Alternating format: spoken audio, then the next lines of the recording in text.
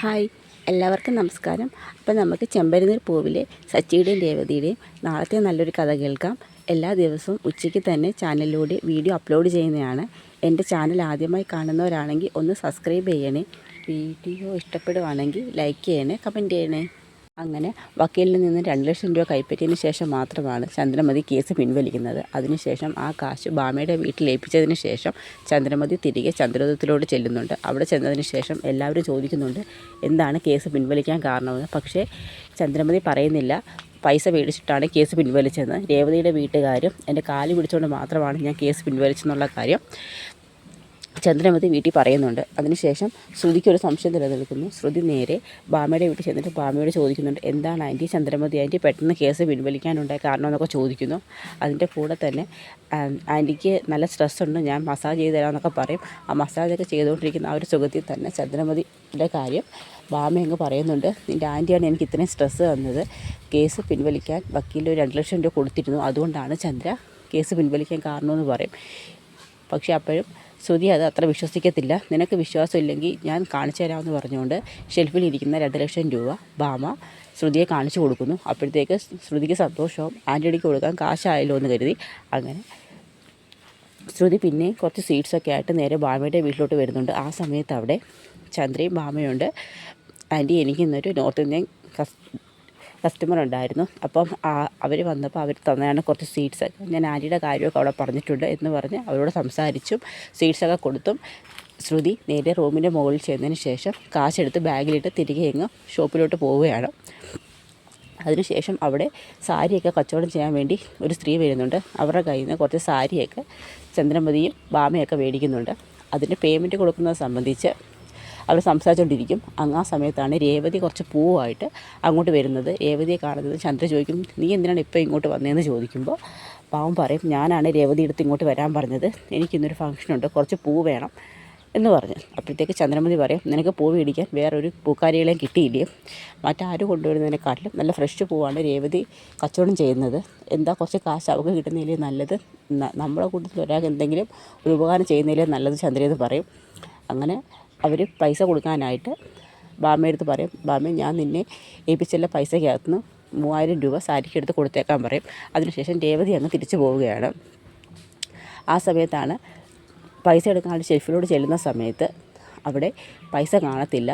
ഭാമ അവിടെ എല്ലാം സാരിയെല്ലാം പറക്കി താഴെ ഇട്ടതിന് ശേഷം എല്ലായിടത്തും നോക്കുന്നു. ആ സമയത്ത് കാശ് കാണത്തില്ല. ഉടനെ ചന്ദ്രയുടെ വിളിച്ച് പറയുന്നു, ചന്ദ്രയെ നീങ്ങി വന്നേ, നീ എന്നെ സൂക്ഷിക്കാൻ ഏൽപ്പിച്ച കാണുന്നില്ല എന്ന് പറയുന്നു. അവിടവനാണ് നമ്മുടെ കഥ പറഞ്ഞ് അവസാനിപ്പിച്ചത്. അതിൻ്റെ തുടർഭാഗമാണ് ഇന്ന് പറയാൻ പോകുന്നത്. ശേഷം ഭാമയും ചന്ദ്രയും കൂടി അലമാരിക്കകത്ത് ഷെൽഫിനകത്തിരിക്കുന്ന ഡ്രസ്സുകളെല്ലാം വലിച്ചു വാരി ഇട്ടതിന് ശേഷം പൈസ തരികയാണ്. സമയത്ത് ഭാമയുടെ കുറച്ച് ഓർണമെൻറ്റ്സൊക്കെ അലമാരി ഇരിപ്പുണ്ട്. പക്ഷേ അതൊന്നും മോഷണം പോകത്തില്ല, പൈസ മാത്രമാണ് മോഷണം പോകുന്നത്. അപ്പോഴും ചന്ദ്രമതി പറയുന്നുണ്ട്, ഭാമേ നിൻ്റെ ആഭരണങ്ങളൊന്നും മോഷണം പോയിട്ടില്ലല്ലോ, പിന്നെ പണം മാത്രം എങ്ങനെയാണ് മോഷണം പോയത്? അപ്പോൾ ചന്ദ്ര പറയും, അപ്പോൾ പണം വെച്ചിരിക്കുന്ന കാര്യം ആർക്കും വ്യക്തമായിട്ട് അറിയാമായിരുന്നു, അതുകൊണ്ടാണ് പണം മാത്രം എടുത്തുകൊണ്ട് പോയത്. അയ്യോ എൻ്റെ 2 ലക്ഷം രൂപ പോയേ എന്നൊക്കെ പറഞ്ഞാൽ ചന്ദ്രമതി നിലവിളിക്കാൻ തുടങ്ങും. ഉടനെ ഭാമ പറയും, നീക്കറിയാതെ ചന്ദ്ര, അല്ലെങ്കിൽ നേരായ വഴിക്ക് ഉണ്ടാക്കിയ കാശൊന്നും അല്ലല്ലോ, ചതിച്ചുണ്ടാക്കിയ കാശല്ലേ, അതുകൊണ്ട് അത് പോയെന്ന് പറയും. നീ സംസാരിക്കരുത്, നിൻ്റെ നോട്ടക്കുറവായി ഇതിങ്ങനെ സംഭവിക്കാൻ കാരണമെന്ന് പറയും. ഇനിയിപ്പോൾ എന്ത് ചെയ്യുമെന്ന് പറയും. നീ ഒന്നുകൂടി ആലോചിച്ച് നോക്കും ഭാമ, ഇവിടെ പ്രത്യേകിച്ച് ആരും വന്നിട്ടുണ്ടോ? ഇവിടെ ഇപ്പോൾ പ്രത്യേകിച്ച് വന്നേ ആരാ? ഇവിടെ ഇപ്പോൾ ആകെ ആ തുണി വിൽക്കുന്ന സ്ത്രീ മാത്രമേ വന്നിട്ടുള്ളൂ, വേറെ ആരാ? അവർ ടെറസിന് മുകളിലോട്ടൊന്നും വന്നിട്ടുമില്ല, വേറെ ആരാ ഇപ്പം വന്നിട്ടുള്ളത്? ഇങ്ങനെ ചന്ദ്ര ആലോചിക്കുമ്പോൾ രേവതി വന്നിരുന്നില്ലേ, രേവതിയല്ലേ നിൻ്റെ തുണി ടെറസിൽ നിന്ന് എടുത്ത് റൂമിലോട്ട് ഇടാൻ വന്നത്? അതെ, അവൾ തന്നെ എൻ്റെ കാശ് എടുത്തുകൊണ്ട് പോയത്. നീ എന്തൊക്കെയാണ് ചന്ദ്ര ഈ പറയുന്നത്? രേവതി നിൻ്റെ പൈസ മൂട്ടിച്ചെന്നോ? രേവതി നിൻ്റെ മകൻ്റെ ഭാര്യയെ, നിൻ്റെ മരുമകളാണ്, വെറുതെ ആ കുട്ടിയെക്കുറിച്ച് അനാവശ്യമൊന്നും പറയുന്നതെന്ന് പറയും. അത് അനാവശ്യമല്ല, ആവശ്യമായ കാര്യമാണ് ഞാൻ പറഞ്ഞത്. അവളുടെ ആങ്ങളെ ഇപ്പോൾ പണം കെട്ടില്ല, ഇപ്പോൾ അവളും പണം കെട്ടതാ, എനിക്കൊരു സംശയമില്ല ഭാമ, ഇത് അവൾ തന്നെ എടുത്തതാന്ന് പറയും. നോക്കു ചന്ദ്രേ, നീ വെറുതെ അനാവശ്യമൊന്നും പറയരുത്, ആ കുട്ടി അങ്ങനെ ചെയ്യുന്നതല്ല, നീ പറഞ്ഞുകൊണ്ടല്ലേ അവളെ തുണിയെടുത്ത് എൻ്റെ റൂമിൽ കൊണ്ട് ഇട്ടേന്ന് പറയും. ഉടനെ ചന്ദ്ര പറയും, എനിക്ക് ഇതിൻ്റെ സത്യം അറിയണം, ഞാൻ ഒരു കാര്യം ചെയ്യാം, വീട്ടിൽ ചെന്നിട്ട് ഞാൻ നിനക്കൊരു ബിസ്കോൾ അടിക്കാം, നീ എന്നെ തിരിച്ച് വിളിച്ചാൽ മാത്രം മതി. ഉടനെ ഭാമ, എന്താണെന്ന് ഉദ്ദേശം അതൊന്നും നീ അറിയണ്ട, ഞാൻ പറയുന്നത് നീ കേട്ടാൽ മതിയെന്ന് പറയും. ചന്ദ്രയ്ക്ക് എന്ത് ടെൻഷനാണ്, എങ്ങനെയെങ്കിലും കാശ് കണ്ടുപിടിച്ചേ പറ്റത്തുള്ളൂ. തിരിച്ച് വീട്ടിൽ ചന്ദ്രോദയത്തിലെത്തുന്ന ചന്ദ്ര അവിടെ നിന്നിട്ട് ഇങ്ങനെ ഭാമയെ ഫോൺ ചെയ്യും, അങ്ങനെ ഒരു മിസ് കോൾ അടിക്കും. ഉടനെ ഭാമ തിരിച്ച് വിളിക്കും. ഉടനെ ഭാമയുടെ ഭാഗത്തൊന്നും പറയത്തില്ല, ചന്ദ്രമതിയാണ് എല്ലാം പറഞ്ഞുകൊണ്ടിരിക്കുന്നത്. ഇതാര് ഭാമയോ? എന്താ ഭാമേ, 2 ലക്ഷം രൂപ മോഷണം പോയോ? വീട്ടിൽ പ്രത്യേകിച്ചാലും വന്നിരുന്നോ? നീ സൂക്ഷിക്കണ്ടേ ബാമേ? എത്ര നാൾ കഷ്ടപ്പെട്ടുണ്ടാക്കിയ കാശാ മോഷണം പോയത്. വീട്ടിൽ പ്രത്യേകിച്ച് ആരും വന്നയാടെ നിനക്ക് ഓർമ്മയുണ്ടോ? നീ ഓർത്ത് നോക്ക്. നിൻ്റെ ആഭരണങ്ങളൊന്നും പോയിട്ടില്ലേ? രേവതി അവിടെ വന്നിരുന്നോ? അപ്പോഴത്തേക്കാളും ശ്രദ്ധിക്കും രേവതി വന്നിരുന്നോന്ന്. രേവതി നിനക്ക് സംശയമുണ്ടോ? അപ്പോഴത്തേക്ക് സച്ചിക്കങ്ങ് ദേഷ്യം വരുവാണ്. അപ്പോഴത്തേക്ക് ചന്ദ്ര പറയും രേവതി അങ്ങനെ ചെയ്യത്തില്ല. അത് ചെയ്യിക്കോ? നിനക്ക് സംശയം തന്നെ ഉണ്ടോ അവളെ എന്നൊക്കെ പറയും. അപ്പോഴത്തേക്ക് പെട്ടെന്ന് ഫോൺ പിടിച്ചിങ്ങോട്ട് വാങ്ങിച്ചിട്ട് പറയും ഹലോ. അപ്പോഴത്തേക്കും എന്തോ ആൻറ്റി പറയുന്നത്? രേവതി പണം മുടിച്ചെന്നോ? അല്ല സച്ചി, അത് അപ്പം വാമയൊന്നും മിണ്ടാതിരിക്കുവാണല്ലോ. രേവതി അവിടെ വന്നു എന്ന് മാത്രമേ ഞാൻ പറഞ്ഞുള്ളൂ. ഉടനെ ചന്ദ്രമതി ഫോൺ പിടിച്ചു ഇങ്ങോട്ടാണ് എൻ്റെ ഫോണെന്ന് പറഞ്ഞുകൊണ്ട് പിടിച്ചാൽ കട്ട് ചെയ്യുവാണ്. കാരണം കൂടുതൽ സംസാരിച്ച ഭാമ സത്യമൊക്കെ പറയും. എന്താ വെച്ചാൽ ഇവർ പറയുന്നത്? അതെ, നിൻ്റെ ഭാര്യ തന്നെ ഭാമയുടെ വീട്ടിൽ വെച്ചിരുന്ന 2 ലക്ഷം രൂപ ഇവൾ മോടിച്ചെന്ന് പറഞ്ഞു. അത് അമ്മ എന്തേ പറഞ്ഞു? ഞാൻ ഭാമയുടെ കാശ് മോടിച്ചെന്നോ? നീ ഇന്ന് അവിടെ വന്നില്ലേന്ന് ചോദിക്കും. ഞാൻ സാക്ഷിയല്ലേ അമ്മ, ഞാനവിടെ വന്നിരുന്നു. ഭാമേൻ്റെക്ക് ഒരു ഫംഗ്ഷന് കുറച്ച് പൂ വേണമെന്ന് പറഞ്ഞു. അത് കൊണ്ടു കൊടുക്കാൻ വേണ്ടിയില്ലേ ഞാനവിടെ വന്നത്. പിന്നെ ടെറസിന് മേളിൽ കിടക്കാൻ തുണി പറയണ അമ്മയില്ലേ എൻ്റെ അടുത്ത് പറഞ്ഞത്. അങ്ങനെയല്ലേ ഞാൻ ടെറസിന് മേളിൽ പോയി തുണി എടുത്ത് ആരുടെ റൂമിൽ കൊണ്ടിട്ടത്. ഞാൻ എങ്ങനെ ആരുടെ പണം മുട്ടിക്കുന്നതെന്ന് ചോദിക്കും. രവീന്ദ്രൻ ചന്ദ്രയോട് പറയുകയാണ്, ചന്ദ്ര നീ വെറുതെ അനാവശ്യം പറയരുത്. രേവതി മോൾക്ക് ആരുടെയും പണം കട്ട് ജീവിക്കേണ്ട ആവശ്യമൊന്നുമില്ല. അവൾ നല്ല അന്തസ്സായിട്ട് ജോലി ചെയ്ത് ജീവിക്കുന്നതെന്നൊക്കെ രവീന്ദ്രൻ ചന്ദ്രമതിയോട് പറയും. അപ്പോഴത്തേക്ക് പറയും നിൻ്റെ മനസ്സിലിപ്പോൾ എനിക്ക് മനസ്സിലാവുന്നുണ്ട്. എന്തെങ്കിലും ഒരു കാരണം ഉണ്ടാക്കി സച്ചിൻ രേവതി ഇവിടുന്ന് മാറ്റാനല്ലേ നീ ഉദ്ദേശിക്കുന്നത്. ഞാൻ ജീവിച്ചിരിക്കുമ്പം അവരിവിടുന്ന് പോകുന്നത് നീ കരുതണ്ട. അപ്പോഴത്തേക്ക് സച്ചി ഇങ്ങോട്ട് വന്നിട്ട് പറയും അച്ഛൻ എന്തിനാണ് ഇങ്ങനെയൊക്കെ പറയുന്നത്? ഇവർ പറയുന്നത് എങ്ങനെ ആരെങ്കിലും കേൾക്കുമോ? പണ്ട് തൊട്ട് ഇവരിങ്ങനെയാണല്ലോ. എല്ലാത്തിനും എന്നെ കുറ്റപ്പെടുത്താനും മാത്രമല്ലേ ഇവർക്ക് കഴിയത്തുള്ളൂ. ഇവർ പറയുന്ന കണക്ക് ഇവിടുന്ന് ആരും മാറി താമസിക്കത്തൊന്നുമില്ല. അച്ഛനതൊന്നും ആലോചിച്ച് വിഷമിക്കേണ്ടെന്ന് പറയും.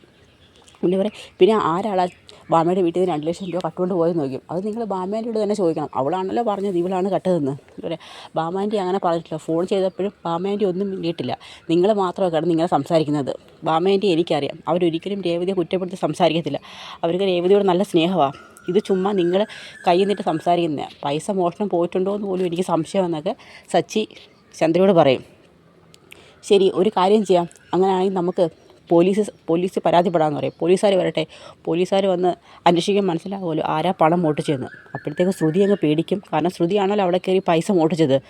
ശ്രുതി അനങ്ങാതെ ഇങ്ങനെ നിൽക്കുകയാണ്. അപ്പോഴത്തേക്ക് രേവതി പറയും സച്ചേട്ടാ ഇത് ആരാ പൈസ എടുത്തതെന്ന് അറിയണം, അല്ലെങ്കിൽ ചെയ്യാത്ത തെറ്റ് എൻ്റെ പേരിലാവുമെന്ന് പറയും. ഉടനെ പറയും നീ കരയാതെ രേവതി എന്ന് പറഞ്ഞുകൊണ്ട് സച്ചി രേവതിയെ കൂട്ടി അങ്ങ് റൂമിലോട്ട് പോവുകയാണ്. അപ്പോഴും രേവതി പറയും സച്ചേട്ടാ ഞാനവിടെ പൂ കൊടുക്കാൻ വേണ്ടിയാണ് അവിടെ പോയത്. ഞാൻ ഒരിക്കലും പൈസ മോടിച്ചിട്ടില്ലെന്ന് പറയും. അതെനിക്കറിയാം. അപ്പോഴത്തേക്കാണ് ശ്രീകാന്തും വർഷയും അങ്ങോട്ട് വരുന്നത്.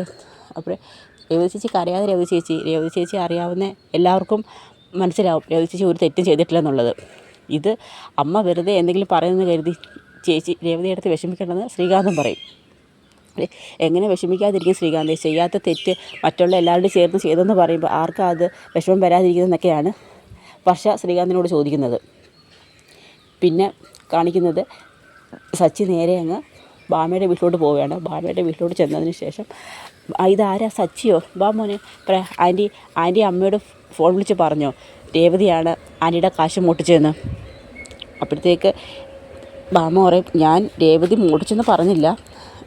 രേവതി ഇവിടെ വന്നിരുന്നു എന്നുള്ള സത്യമാണ്. അത് ആൻറ്റിക്ക് ഒരു ഫംഗ്ഷന് പൂ കൊണ്ടുവരാൻ വേണ്ടിയല്ലേ രേവതി ഇങ്ങോട്ട് വന്നത്. അവൾ ആൻറ്റിയുടെ പണം മോട്ടിക്കുമെന്ന് ചോദിക്കും.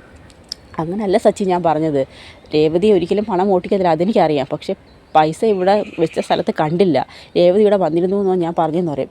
ശരി, എന്തായാലും ആൻറ്റിക്ക് രേവതി ഒരു സംശയം ഉണ്ടല്ലോ. ഒരു കാര്യം ചെയ്യാം, നമുക്ക് പോലീസിൽ പരാതിപ്പെടാമെന്ന് പറയും. പോലീസിലോ? എന്താ പോലീസിൽ പരാതിപ്പെടണ്ടേ? ആൻറ്റിയുടെ പണമല്ലേ മോഷ്ടിക്കപ്പെട്ടതെന്ന് പറയും. അത് പോലീസിലൊന്നും പരാതിപ്പെടണ്ട. അത് പണം എൻ്റേതല്ല മോഷണം പോയെന്ന് പറയും. ആൻറ്റിയുടെ പണമല്ലേ, പിന്നെ ആരുടേതാ? അത് ചന്ദ്രയുടെ പണമാണെന്ന് പറയും. അമ്മയുടേതോ? അതെ, ചന്ദ്രയുടെ പണമാണ് മോഷണം പോയത്. അതിന് അമ്മയ്ക്ക് എവിടെ നിന്ന് 2 ലക്ഷം രൂപ? അതും ആൻറ്റി സൂക്ഷിക്കാൻ ഏൽപ്പിക്കേണ്ട കാരണം എന്തോന്ന് ചോദിക്കും. അത് ശരത്തിനെതിരെ ചന്ദ്ര പരാതി കൊടുത്തിരുന്നല്ലോ.